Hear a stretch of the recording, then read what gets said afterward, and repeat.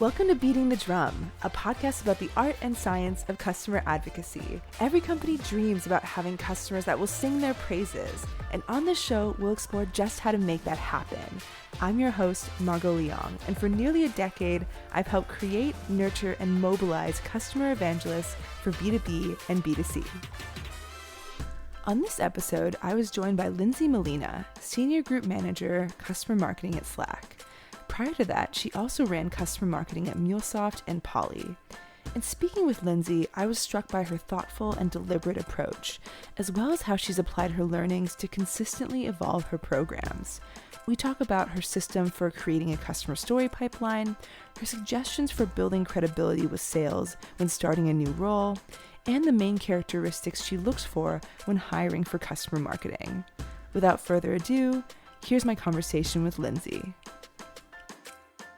All right, Lindsay, I'm super excited to have you join us on Beating the Drum. Thank you so much for being here today.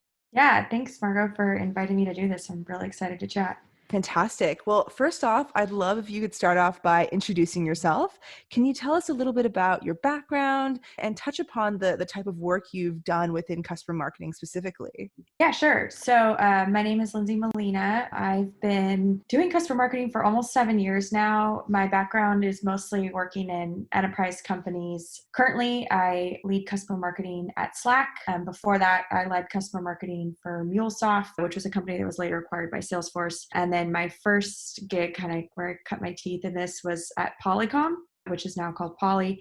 And I started doing corporate comms and customer marketing there. So that's kind of how I got started on this track. Got it. And so when you were at Poly, it sounds like that was where the transition from corp comms into customer marketing was made. Talk to me about what that transition was like and how that even happened.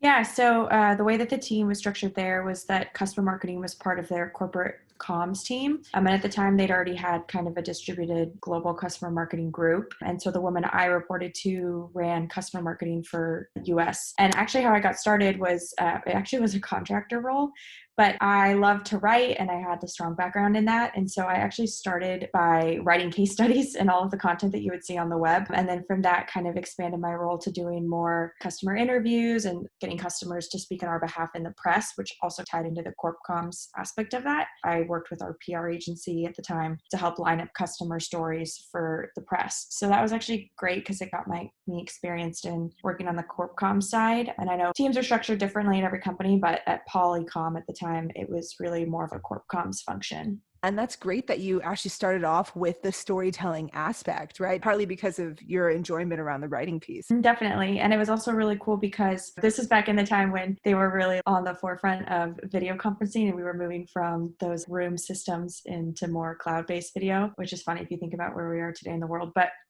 so I actually got to work with a lot of customers internationally as well and working with the counterparts there. And then I also got to travel a little bit. So I actually went to our office in Singapore at one point, worked a lot with our colleagues in Europe. It was kind of also my first look into this international, globally distributed team and what that looks like. So that was also a really cool experience for me. And so then talk to me about how your role at Slack and some of the work that you have done with MuleSoft as well. Like, talk to me about how that has evolved from your time at Poly. Yeah, so I was at Polycom for, I think at least a couple years, and I loved the customer marketing role. It had changed a little bit. People had left the company, so I got to take more of a front seat in terms of leading the strategy for customer marketing there. And then accepted a role with MuleSoft in 2015, I think, to actually build out their customer marketing program from scratch. So at the time, they didn't have anyone in that function. And the way they had built out the team there, or they wanted to build out the team, was to have it as part of the product marketing group. So that was also really interesting to me because I'd come from working mostly in corp comm side.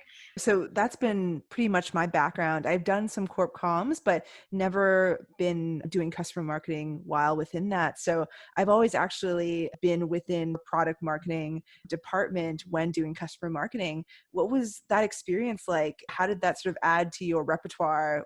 Yeah.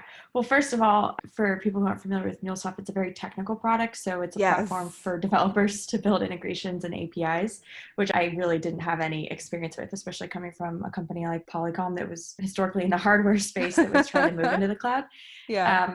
So that was a huge learning curve for me. But I think what was interesting about it, and every company is different, but I think my philosophy now definitely is that customer marketing is deeply embedded with product marketing teams, because in terms of like getting to the depth and the heart of how customers are using your product and their experience and their stories there, like you have to be closely aligned with those teams.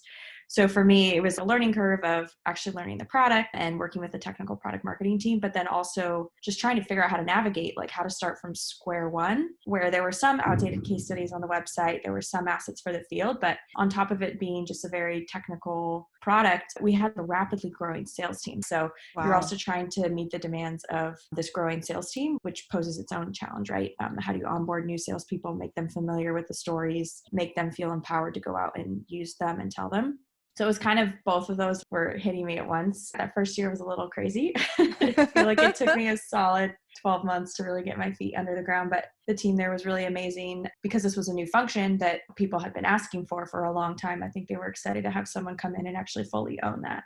Absolutely. I think there's nothing, more exhilarating than being able to build that out from scratch and really get to own that while also having people that are really excited for it and to support Mhm. you as well with that. So that's great. To product marketing, I really enjoy being under product marketing, knowing the GTM strategy, and then already being able to embed that into a type of storytelling we do. Like it comes as second nature. You're already part of all those conversations and you're so familiar with the product. And I think it's almost Mhm. necessary when you're doing those interviews to be able to be nimble and really fully know the product so that you can speak to the customer in the right way, right? Well, yeah, absolutely. Especially if you're interviewing CIOs, architects, developers, you have to be able to speak their language too. And so part of that is understanding their persona and their world, and then, of course, the product itself. So I just learned a ton from being on the product marketing team. And to your point, aligning my strategy with go to market. So, what are they focused on? What are the big product launches? What are the messages? And making sure that we're pulling those through with the stories. Otherwise, you're just sort of creating customer stories for the sake of creating the stories, and they're not really aligned to the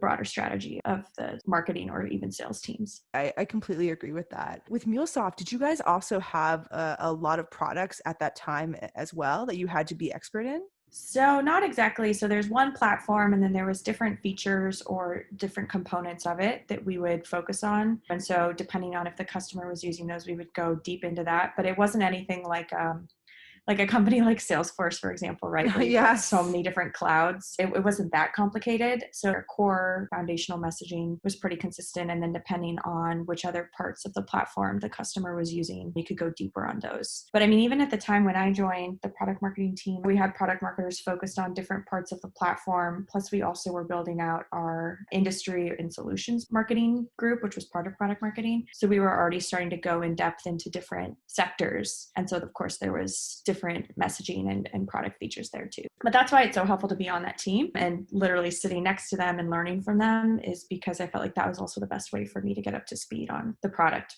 Did you ever, have situations where you would sort of tag team with product marketing on stories, or was it regardless of story, were you and your team basically responsible for creating those stories, or did product marketing for specific stories that they were really expert in or specific use cases, did they take over some of that? Oh, it definitely was a partnership. And in Mhm. terms of understanding like their go-to-market strategy, what they were focused on, I would then try and build a pipeline of customers to get involved to do things. So if we knew we had upcoming webinars or we had breakout session at an upcoming retail conference, I would work with that product marketer to make sure we had a great customer lined up. And I would actually work with her on getting the customer prepped. And she would actually do a lot of the in-depth work with the customer to get them ready for those things. So she was heavily involved. They would do things like join me on site for video interviews, anything to do with the case studies. So it was definitely a partnership there. It wasn't just me going off and getting the stuff and then handing it over to them. So, Got it. and that That, was that's great because that's good to they're know. definitely subject matter experts in all of these areas, way more than I could ever be. So That makes a lot of sense. You mentioned you would prep the customer prior to connecting them with the PM for the more in-depth pieces. What was mhm. that prep call usually like? What did that involve? So the way we would look at it is sourcing customers. So from the start, before we even get to the prep, is like looking at who's our customer base, who do we have relationships with, or who have we worked with in the past, maybe not on the marketing side, but just for feedback on the product feature itself, or maybe they were a beta customer, to see like who our target list would be. And then once we make the ask to the customer in terms of what we want them to do, I really like to approach it as an integrated ask. So not just saying like, hey, we know we need a speaker for this event, so let's just ask them to speak, but thinking about what are we doing in the next 6 to 9 months, and what are all the different touch points of which we could use this customer for. So I can give one example from MuleSoft that we did quite a bit with. It was that retail example I mentioned with ASICS. So we knew we wanted them to speak on the main stage of our regional conference that we were doing that fall. And so we knew there were multiple things leading up to that speaking slot that we wanted to work with this customer on, including recording a video, writing a case study, using their story as like part of a white paper, and all of these things. So I would work with the PMM to say like, okay, here's what I think the strategy should be, and here's all the things I know that we're doing in the next 9 months. Here's how we can leverage this customer. And then we would go to the customer with that ask. Of course, a big part of that is getting approval from the comms team and navigating that. So that's where I feel like customer marketing really needs to lead, and where we have the expertise in how to position that as value for the customer and how to get involved. And then really from there, myself and the PMM would work together to think about, okay, what's the storyboard? What's the narrative? And what do we want this to be? And then the prep calls themselves are pretty straightforward, because that's like the fun stuff. That's just where you're talking to the customer about their story, getting those details, and then just capturing the content. Everything up until when you can actually start to get those interviews, I feel is where like the heavy back and forth work is. But once you get sort of the green light to do the actual fun stuff, that's where it moves pretty quickly. Because you had a previous, background in comms, do you think that set you up or helped you out when it came to pitching comms, basically helping you guys to work with those customers? Yeah, definitely. So I think we have to remember at the end of the day as, yes, like these are people. And so they have personal things that motivate them, and they have their own reasons for wanting to get involved in this type of stuff. But as you start to work with enterprise and large enterprise companies with big brands like ASICS that I mentioned, there's company goals you have to think about. They have certain restrictions on what they can and can't do. So you have to really sort of navigate that landscape. It's a lot more difficult than just getting an individual to say, yeah, sure, I'd love to go on stage and speak for you guys, right? So it's a lot more complicated than that. I think what I learned with PR is it's generally an easy way to show like external validation of the customer. So while of course case studies are great for us, or getting them to speak at our event is great, and depending on the size of the event and the platform, that's not always as enticing for a customer to get involved in as it would be, say like, hey, we want to feature your interview in Wall Street Journal, or hey, we want you on stage at this global conference speaking to our CEO.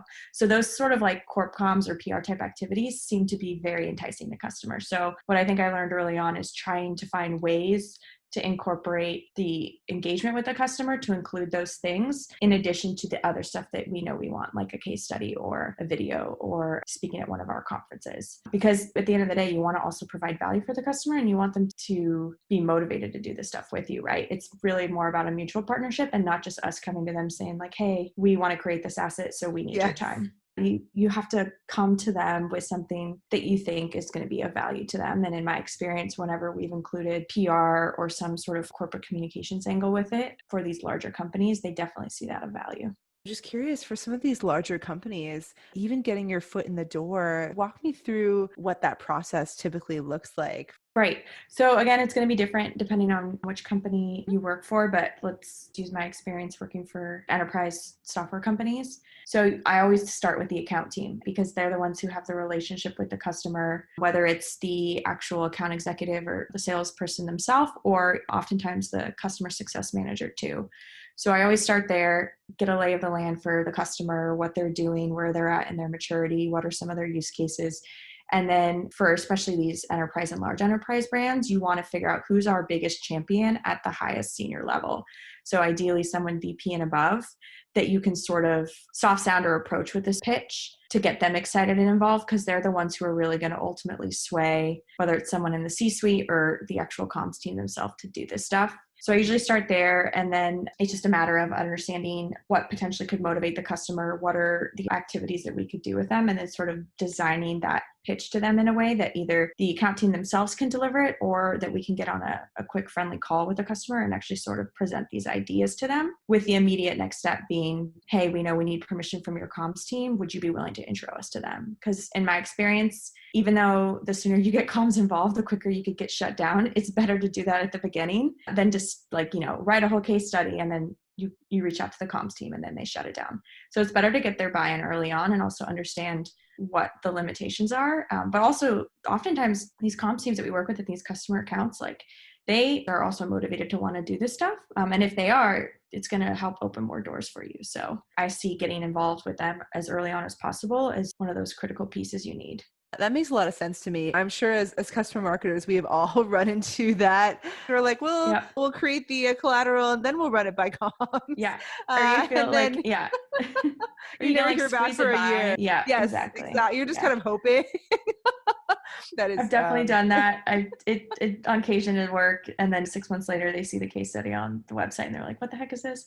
Yeah, no, I've just learned because it's really like you're managing your number of engagements. Like it is a pipeline, and so customers are going to fall out. I mean, we've had customers who've agreed to do things happen with the company, people leave, the comms person leaves. There's so much out of your control. So I'm just kind of like, you know what? Let's get the straight answer. If it's a no, then that's fine. We'll stop and we'll move on. But you'll find as you work with these larger brands, that's a really critical piece is getting their buy-in. Have you ever experienced where you're like, okay, this is like a big whale to go after in terms of an enterprise brand, but they rarely, if ever, do stuff with vendors? Were you ever able to sort of crack that nut or prove that they would be open to doing something? Yeah, for those ones, I've found leveraging the executive support from like our sales leaders is hugely important. So that's a great idea. Yeah, sometimes that can be, if it's a new customer, we've done a lot of education and we have such a supportive leadership team at Slack who's been incredible in helping us get customers to agree to do this stuff. So for example, if we're closing a new huge enterprise deal, they'll talk about those things during negotiations, hopefully. Even if they can't get it written into the contract, at least they've had those conversations with the customer and showed good faith that, hey, we value this partnership. We have all these marketing and comms activities we can do with you guys to up-level your brand and to showcase all this amazing transformation you're driving in your company. So they'll have those early on to kind of plant a seed, which is helpful. And then for existing customers, for example, that we just haven't been able to tap into yet, I think same thing, using some of the leads from sales or even like our executive, like the C-suite, to reach out and just say friendly, like, hey, I'm speaking at this conference. Would you want to join me? Things like that to sort of open the door that seem less threatening and can be a little bit more friendly and relationship based could potentially allow for longer down the road, high-end type engagement. I really like that because you're thinking about how do I leverage the vast array of resources that I have at my disposal. And one of those is, executive level or C-suite, using that sort of relationship currency to get your foot in the door.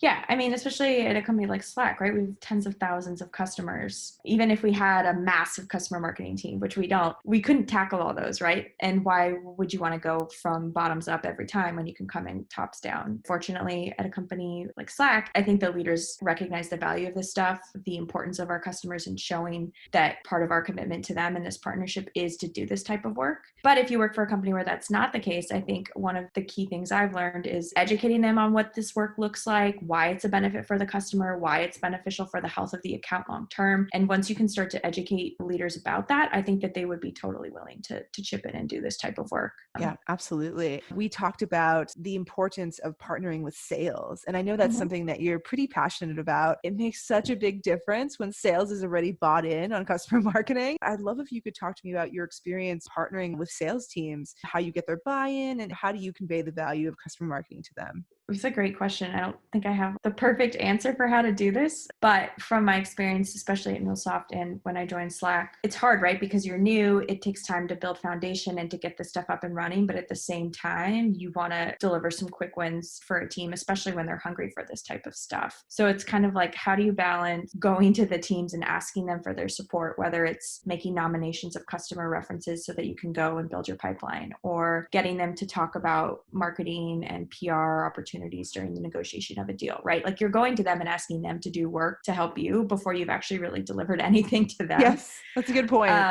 So those like first 6 months plus, it's a lot of trying to build foundation and credibility while also just delivering. What I've learned works well is sort of like balancing two tracks of both, is looking at what's all the available content today, because even if there hasn't been like an established customer marketing role at a company, oftentimes sales will create their own stories or somebody else in marketing will. There's got to be something there that you can start from, that you can maybe repackage up and distribute in a way that's more like programmatic. So for MuleSoft, there were several older case studies and there were some slides that had been floating around. So a quick win there was, okay, what are all the stories that are out there that we can talk about, reformat them in a consistent slide form that the sales team can use, had them all printed into like a storybook type thing, and then also just made sure that they were available, especially for all these new people as they were joining, that they knew where to find this stuff. So that's sort of like a easy 30-day type thing, while then also like long-term looking at, okay, who are our largest accounts? What is our target list? And then starting to talk to those account teams and build relationships there for more, and setting the expectation that this is more of a long-term play, like a 3+ month thing from when you can get a customer involved to when they'll see a final case study on the website, so that you're kind of doing both at once. Ultimately, it's just, they'll appreciate the fact that you're just communicating. Like the whole point of you doing all of this work is to help them. And the way that I think about this is the whole reason we create these stories, like the main goal really is to enable the sales team to take these and to share these with other customers or prospects, and educate them on the art of the possible of what they could be doing with Slack. So they should be motivated to want to help you get the customers to do this stuff, but you also have to deliver for them too. So I think that's just like part of the credibility that you need to build early on. When you package these up in a way that's helpful for sales, what sort of qualitative feedback do you get back from sales in terms of how these stories are helping them sell more? Yeah, it's a great question. Well, first of all, I would recommend speaking to sales teams, right? So if you're new in this type of role, or if you are building a program out, is spend most of your time in that first month actually talking to salespeople and getting their feedback on where are they using these stories, when do they need them, what are the formats that are helpful for them. And so for us, when we sort of like revamped what case studies were and what were the assets we produced for the field, we landed on doing the long form web case study, PDF, and then also slides that they could actually use in their presentations. We set ourselves a goal of a number of those assets that we would produce, which also was a great way to show the sales team like, hey, we're committed to you. This is how many stories we're going to launch in the next year. And then once those had been launched, we actually had something that we could go back and look at the data from. So whether it's views, downloads, or how many times they've shared the asset with a customer, we can see through the tool where we archive all this. Is called HighSpot. But if you don't have that, I think it's still very reasonable for once an asset's been live for 3+ months, you to follow up with the sales teams and say like, hey, are you using this? Where has this been helpful? And how we use it at Slack is that you can also just jump into these channels and see them sharing these assets. So we post all of ours into a channel, people can react to it, and then it's just really exciting to see them used in the wild in different channels where we'll actually see the sales team chiming in when people have questions, and they'll respond with, hey, you should use this case study, or I've used this case study for this deal and it was really helpful, so that they start to like self-serve and then also help each other with it. And I think is also another way to look and see, are these being used, are these helpful or not? Yeah, that's actually pretty smart. That sounds also very rewarding to post something in a Slack channel, and then you can see those little emojis or reactions in real time, or you can see the piling on from sales saying this was helpful or whatnot. I like that as, just another way to get feedback. Yeah. And honestly, we could do a whole nother podcast episode on the beauty of using Slack for building a customer marketing program. Cause I always joke, like, if I leave Slack, like I could never work for a company or do this type of role where we didn't use Slack in the way that we do in our program here. And I've actually like demoed some of the things we've done for other customer marketers. I think their mind is blown at just how much more transparent, easy it is to engage with the field, share content with them, get direct feedback, and just move way, way quicker on this stuff than I have at previous companies. So I would love to do another podcast on this. not to just make a plug for Slack, but like it really is life-changing. And also, yeah, the fact that we can just communicate directly with our customers in there too can pull you right into a channel that they're already in with a customer and do this. It helps a lot. Like one thing I think it really helps with is just building that level of trust and engagement with the account teams. And I firmly believe this, and I always like tell my team this too. As a customer marketer, you are an extension of the account team. So we always want to be incredibly mindful of what we're asking them to do because they're busy, right? And oftentimes doing these engagements requires a lot of effort on their side. We want to be mindful in the way of what we ask of our customers and how we reach out to them to make sure that we're not making too many one-off ad hoc asks to the customer to where it's becoming a burden on them. Our job is also to help make sure that other folks in marketing are not bombarding the account team or the customer directly with different asks, because that also resorts in a poor experience for the customer. So a lot of this really just comes down to the approach and how you work with the account team and really be a champion for the customer. And so, of course, Slack makes that a lot easier when you're in these accounts channels and you can have that strong relationship. And then I think once you do this once with the account team, I think they're going to see the value of it and they're going to want to do this again with more and more of their accounts. And then you kind of have that flywheel effect. Got it. You mentioned, right, part of your role is to make sure that other teams are not also bombarding the same customer with requests. How do you think about staying on top of all of that? It's hard, right? Because in some ways, as customer marketers, we want to be in the loop on everything. We want to be in control and sort of managing those engagements and doing the end-to-end thing, which works when you're like a one-person machine, which I have been in those roles, right? Where I didn't have a team and it was all me. It was kind of easy, but also overwhelming because I would get tagged anytime any customer marketing question came up. So I could kind of see it all, but I also couldn't manage it that way. So that I wouldn't say that was like the right way to do things. Now that we have a team, there's obviously more people, you have more resources, but that still doesn't mean that you can respond to every single request that comes our way and that you can be in every single conversation. So the way we've tried to frame it is the customer marketers who are like these managers, their role is almost more of like an engagement lead. So they're the ones interfacing with the account team. They're the ones building what's the integrated set of activities that we know we want to do with this customer. They're the person going back to our other partners in marketing, whether it's product marketing, brand, comms, events, right? And so we're saying like, hey, we have this opportunity to work with customer X. These are the things we know we have coming in the next 6 months. We think we want to do these things. Are there any other asks you would have, or how does this fit into your plan? So you're really being that sort of conduit to then go back to the account team and say like, okay, here's the ask. And then ideally you're managing that. And so that is sort of a model of what good looks like. And then of course, along the way, as you actually get into the interviews, the creating of content, whatever it is, you can pull in the other subject matter experts from the marketing team. So if it's PMM or if it's someone from brand team, like you can actually pull them in. But ideally the customer marketer is leading that process. So that's like for those high touch engagements or those larger enterprise or marquee brands, that's sort of the role we see. But then there's going to be other asks, whether it's just, hey, I want a quote from this customer for a blog, or hey, I want to build a slide for this new product feature and I want to use this use case. And if we try to facilitate all of that, we'll just get stretched too thin. So we've tried to make those sort of requests more self-serve, where they get funneled into a channel to the customer marketing team, where ideally someone can post the request for that. We can then triage it and say, yeah, this actually fits in to a larger strategy. We'll help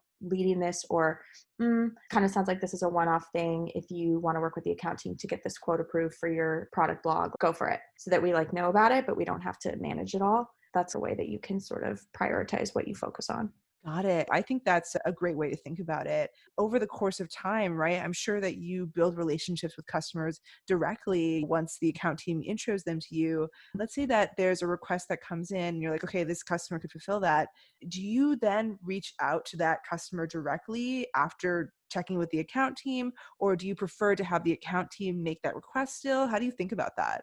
Actually, that's a good question, because that came up recently where there was one of these ad hocs. Hey, we're looking for some customer quotes to support this message for this new feature we're launching. Do you have any customers who'd be able to speak to that? And we did have one who we had recently worked with, who we were like, okay, yeah, this customer actually would be a fit. And someone on my team, because she had such a strong relationship and bond already with the comms contact, she basically said to the account team, like, hey, we actually just need a really lightweight quote from this person. I think they would do it. Can I just reach out to the comms contact there and ask? And the account team was like, yeah, sure.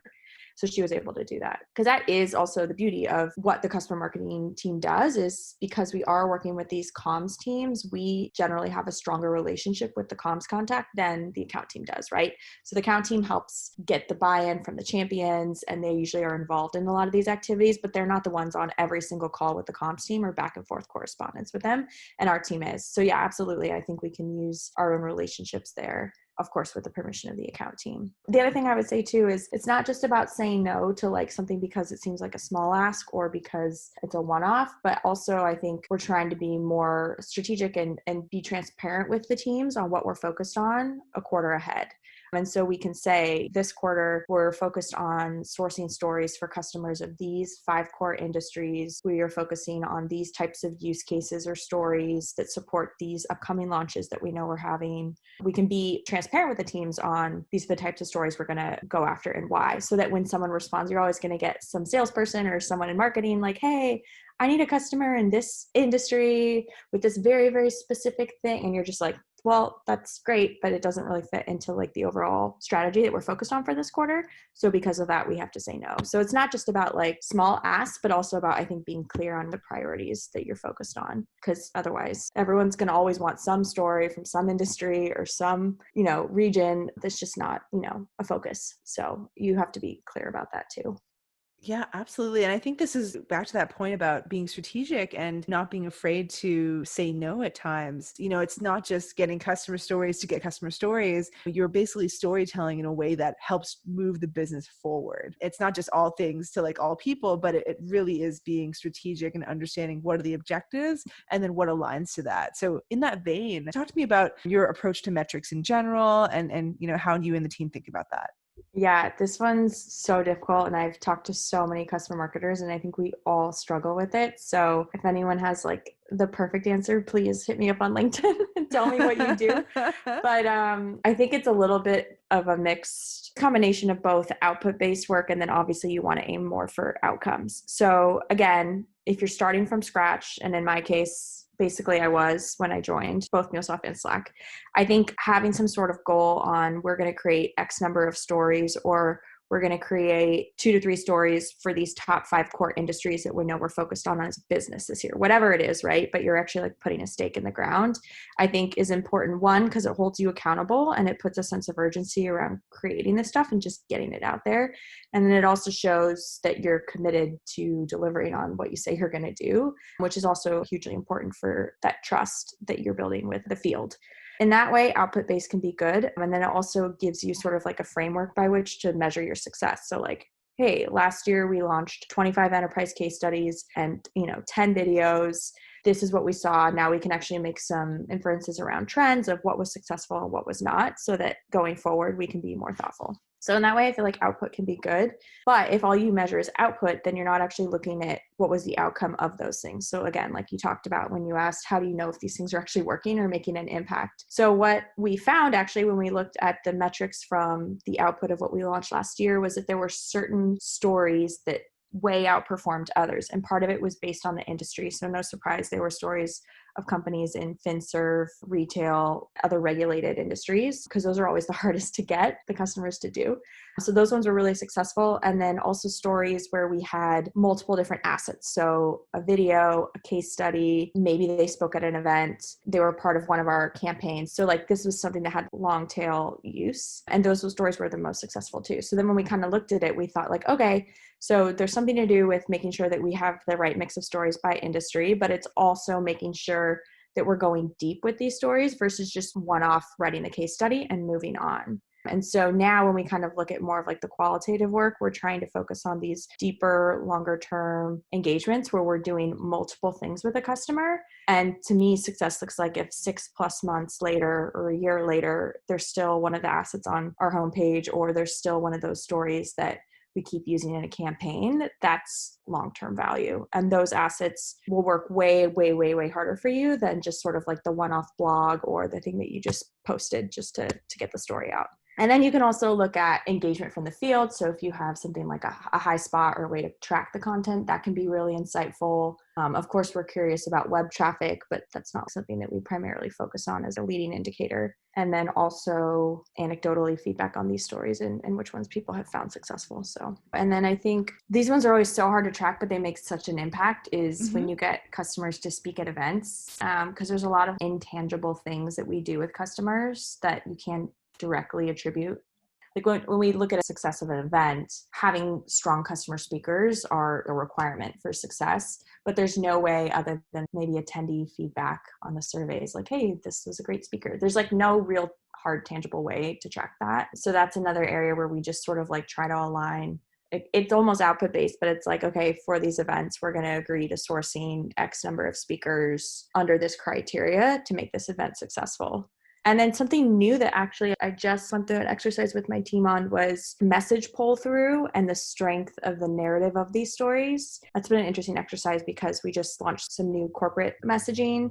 And then as we're getting more fine-tuned with the positioning of Slack and working with PMMs, we're actually training all of the customer marketers and anyone who is interviewing customers or writing any type of customer content on these messages so that they can do better interviews, dig more into like value and ROI and help them figure out how they can frame that for the customer. Just making sure that we're covering off all the key points of the story that we are focused on so that the message pull through of these stories is much stronger. Because I think something too that can happen is if you're just trying to create a lot of stories or move quickly is that 3 to 6 months later, maybe that story is not as relevant because you weren't like focused on what are the key pillars of the narrative. That's something I think that will be interesting to go back and look at in the next 6 months to a year, which is the depth of our stories and how well they're tied to our narrative. I think that is a really, really salient point to bring up. That is something that I've done previously with my team as well is, during those group meetings, it's letting them know about some of the shifts and then training them on, as you said, what are those pillars for the new narrative, because that affects everything. Well, it's hard too, right? If you're going to try and work with these large enterprise customers, it can take months just to get them to like give you the green light to proceed with any sort of activity. So you need to plan well ahead to get these customers on board. And it's hard for you to plan that far in advance if you don't know where the messaging is going. So yeah, and to your point, stuff changes quickly. If you're not in the day-to-day with the product marketing team or even the product team, you don't even know that some of these changes are coming. You can't predict the future of like where the message is going. So you're never going to have like the perfect customer lined up for a launch that's coming in 3 months. But the sooner we have an idea of what are the priorities for next quarter, what are the messages we want to bring to the market, then you can start to try and find those customers. And then when it comes to actually doing the interview, you only have like 1 hour with the customer to get the story you want. And it's really easy in that 1 hour, even just to have very on the surface conversations with the customer. And then when you go to actually write the piece, you're like, oh shoot, why didn't I ask them about this? It's so obvious. Like, I know there's a big campaign coming up for that. Like, why didn't I ask them that? So I think just part of getting more focused is just having better interviews. And so for that, because you only have an hour with the customer, I think training the team to ask those questions, to go deeper with the story where we need to go is going to get you a better story in the end. And so that was something that I hadn't actually done before in any of my previous companies. And like I said, we just rolled it out. So I don't know how effective it'll actually be, but I was really excited about it. And early feedback from the team was that it was super helpful and that they feel more empowered to go in and have these discussions with customers now. Nice. That's great. Yeah. I mean, it's all goes back to that old adage, right? Like cut once, measure twice. I do think it'll pay dividends for you guys. So I'd be curious to see how that turns out. We're coming down to time now, but one of my last questions for you was about how you built out your team at Slack. I'd love to hear about how you thought about structuring your team here and what are the different roles and responsibilities. Yeah, definitely. So I joined as sort of the first person to build this function. I think I was in the role for about 8 or so months just as myself. So that was a lot of the foundation building. I was working on customer stories globally, right? So we have a pretty big presence in Europe. So I was working with the marketing team there, mostly field marketers. Same for team in APAC. And then later we started to grow the team in Japan. So working with them to identify and source stories and sort of just get content out there.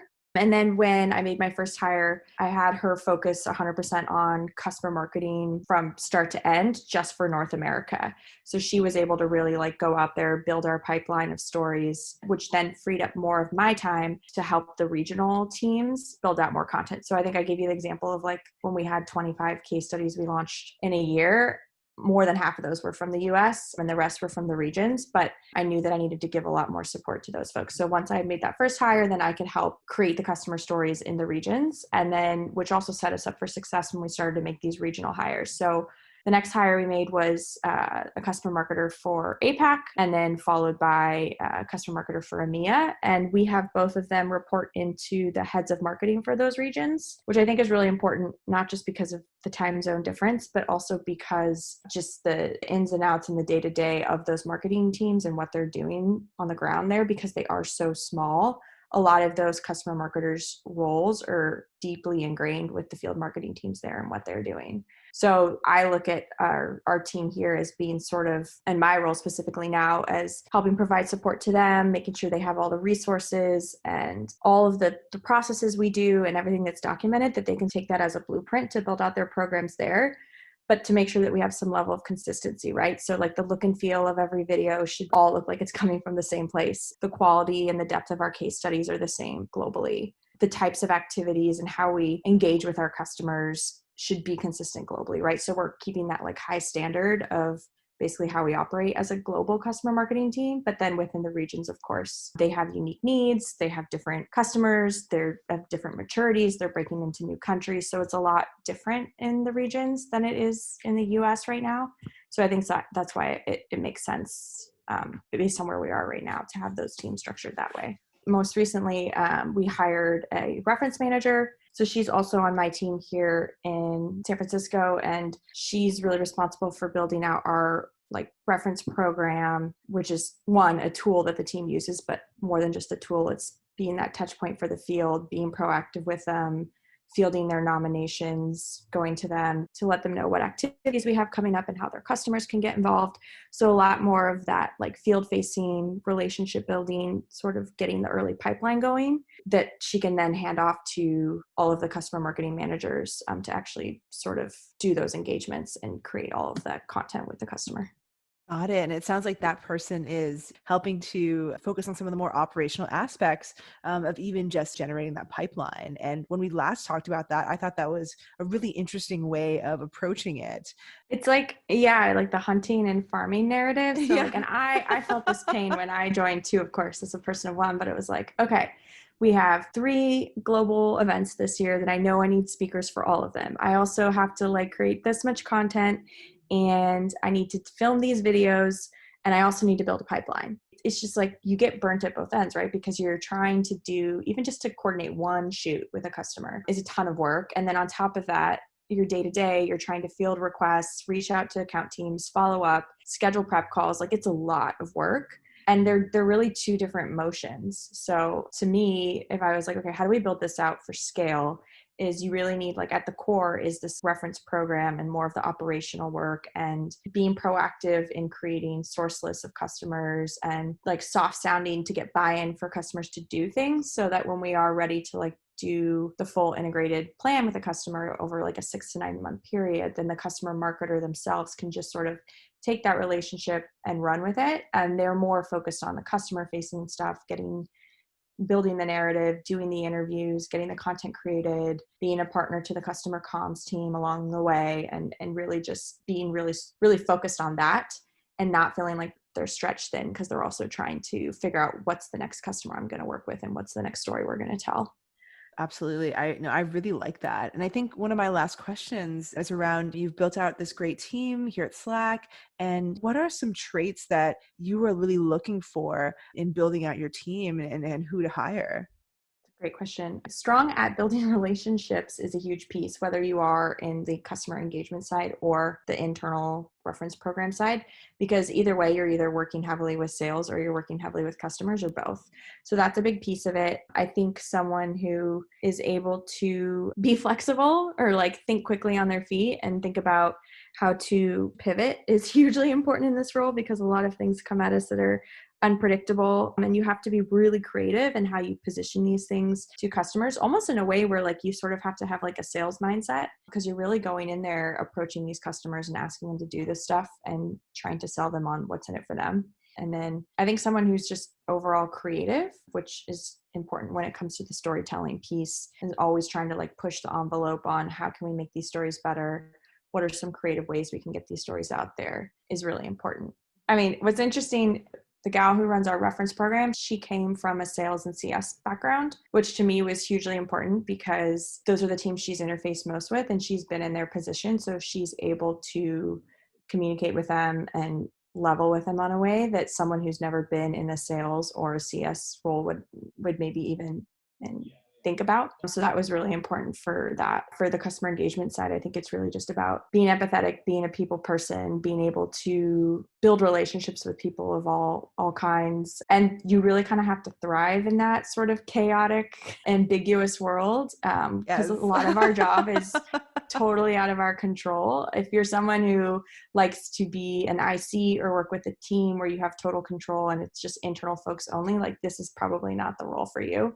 Because there's Totally just so agree. much unpredictability when it comes to customers, plans change, and just things out of our hands. So yeah, I guess being comfortable with that is important. Yeah, absolutely. It's like being comfortable with ambiguity and like Mm-hmm. allowing some of that chaos to just wash over you and not let it sort of affect your internal state. To your point around empathy, I really like that because there's just so much that we have to do, not only from the customer side, where we have to obviously put ourselves in their shoes and build relationships, but so much of it is influencing different teams and supporting them too. And knowing how to talk to them is really, really important. I had such a fantastic time talking with you, Lindsay. I'd love to do another episode because there's just so much to talk about. You're such a font of knowledge. But my last question is, where can our listeners find you? Probably LinkedIn's best. Yeah, you can just search for me, Lindsay Molina. I would love to connect. I'd love to chat if anyone just wants to send me a message, reach out. Also am part of a couple different groups of customer marketers. Would love to add anyone to that community where we just love to share ideas, best practices, and just be in a safe space of customer marketers learning from one another. So would love to include anybody in that if they're interested. Perfect. Thank you so much, Lindsay, and really appreciate it. It was just such a pleasure. Yeah, thank you so much. It was great to chat and happy to go deeper again on another podcast. It would be fun. Thanks for tuning into this episode of Beating the Drum. For more interviews with advocacy leaders and tips on creating customers that will sing your praises, head on over to our website, beatingthedrum.com. If you enjoyed today's show, please subscribe on Apple Podcasts, Spotify, or wherever you get your podcasts, and don't forget to rate and review us. If you know someone that would be a great fit for the show, I would love to hear about it. You can reach out at beatingthedrum.com. Take care, everybody.